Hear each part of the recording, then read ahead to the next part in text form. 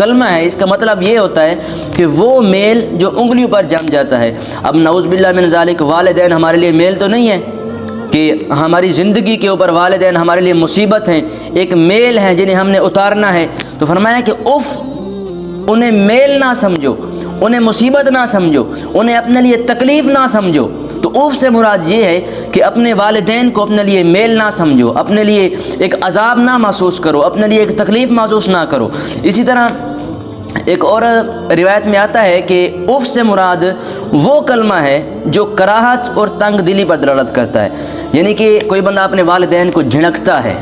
اپنے والدین سے جب بات کرتا ہے تو ان کو جھنکتا ہے، ان کو اوئے توئے کر کے بات کرتا ہے، تو یہ کراہت ہے، یہ تنگ دلی ہے کہ اگلا بات سن کر یہ مجھے محسوس کر لیتا ہے کہ بھی سامنے والا مجھے ڈانٹ رہا ہے یا مجھ سے کوئی بات کر رہا ہے، میرے ساتھ کوئی دشمنی بغاوت کر رہا ہے یا مجھ سے کوئی بات کر رہا ہے۔ تو